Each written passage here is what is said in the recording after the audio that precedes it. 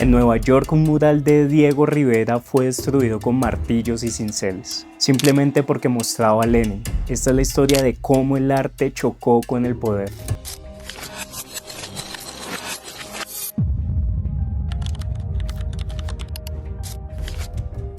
En este mural, Diego Rivera puso al hombre como controlador del universo, rodeado de máquinas, células, plantas, galaxias, planetas y todo el futuro en sus manos. Pero también pintó a alguien cargado de simbolismos, a Lenin, tomado de la mano con obreros y campesinos. Ese detalle hizo que el magnate Rockefeller lo mandara a destruir. Hoy el mural existe, pero no en Nueva York, como estaba contemplado inicialmente, sino en México.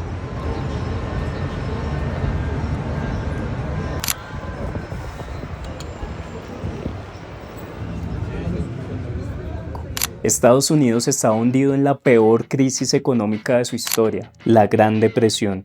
Fueron millones los desempleados, quiebras bancarias y aumento significativo de pobreza en su población. La inseguridad y la miseria se propagaron como una epidemia. Como medida de impulso y de desarrollo, un hijo de un magnate petrolero, Nelson Rockefeller, impulsó uno de los mayores proyectos de construcción privado que aspiraba a ser el símbolo de la modernidad, de la arquitectura que estaba a la vanguardia y una referencia para volver a confiar en el futuro, luego de superar la crisis. El Rockefeller Center en Nueva York, además, quería ser un símbolo cultural.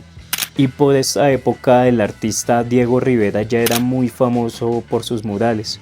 Es por eso que en pleno pico de la Gran Depresión la familia Rockefeller decidió que era un muy buen momento para impulsar la economía y al mismo tiempo promover el arte.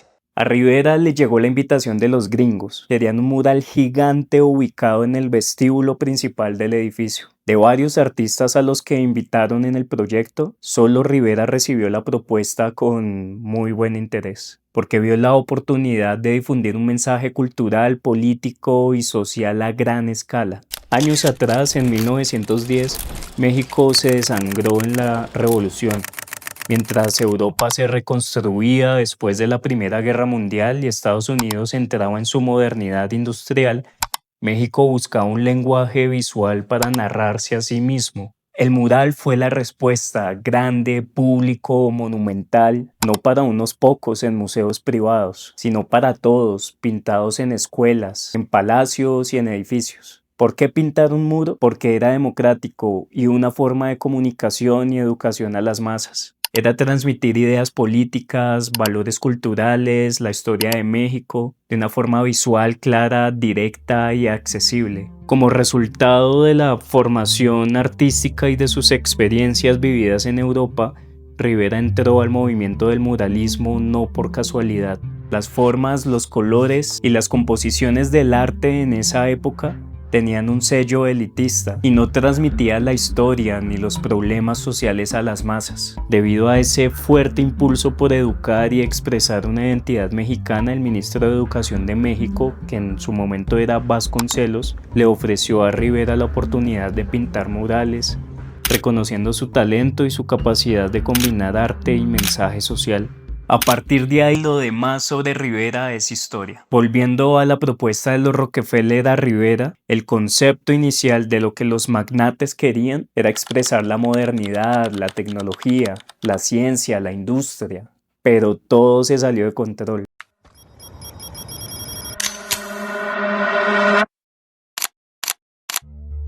Diego quiso reflejar una historia universal de la humanidad, una encrucijada entre el capitalismo y el comunismo, pero su activismo lo llevó a pintar el mural con un enfoque que lo representaba.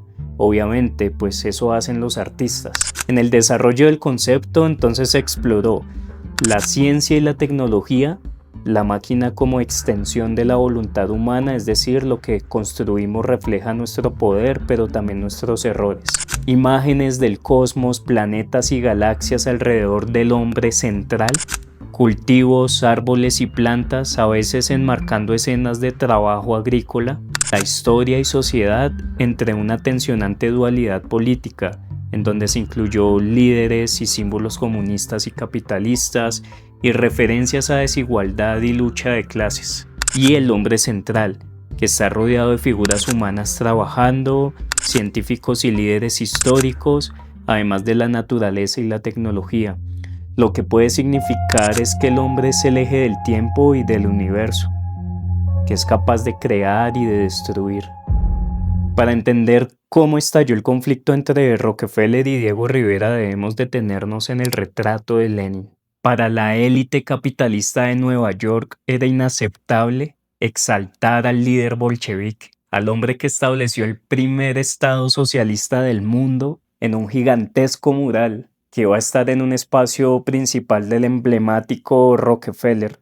Entonces se le pidió a Rivera remover o reemplazar a Lenin, pero Rivera se negó. Consideraba que un artista no debía autocensurarse por presión política o económica, y propuso como alternativa añadir a Lincoln junto a Lenin, pero no eliminarlo. Cuando se hizo evidente que Rivera no iba a eliminar los elementos del comunismo, los directivos del Rockefeller Center decidieron intervenir. El mural fue cubierto parcialmente mientras se discutía su destino. Estuvo tapado con paneles y protecciones durante un tiempo, quizá un año, para evitar que el público lo viera mientras se negociaba la situación. Finalmente, la disputa no llegó a un acuerdo y tuvieron que cancelar el contrato que tenía un pago a Rivera por más de $21,000 de esa época. El mural fue destruido con martillos y cinceles, y la reacción de Diego lo llevó a calificar ese hecho como un terrorismo cultural. Y un año más tarde, luego de su regreso a México, las fotografías y los bocetos le permitieron recrear el hombre en el cruce de caminos en el Palacio de Bellas Artes de la Ciudad de México, donde se mantiene hasta hoy con el título del hombre controlador del universo. Este episodio consolidó la fama internacional de Rivera como artista comprometido con ideales sociales y políticos. Artistas, intelectuales y sectores progresistas criticaron a Rockefeller y a los ejecutivos del Rockefeller Center por censurar una obra de arte comprometida socialmente. Hubo protestas simbólicas, cartas, declaraciones de colegas artistas. La protesta fue principalmente intelectual y artística. Frida Kahlo estaba casada con Rivera y era su aliada y confidente más cercana. Ella jugó un papel importante, aunque más indirecto, como apoyo estratégico y personal para Diego. Rivera y Kahlo tenían contactos con artistas, escritores, intelectuales de Nueva York y México, muchos de ellos con tendencias progresistas o comunistas. Tras la censura del mural se organizaron cartas, declaraciones y artículos en la prensa defendiendo la obra de Rivera como un acto de arte social comprometido. Personajes como León Trotsky, en ese tiempo que estaba exiliado en México, y fotógrafos e intelectuales estadounidenses comentaron y apoyaron la integridad del mural.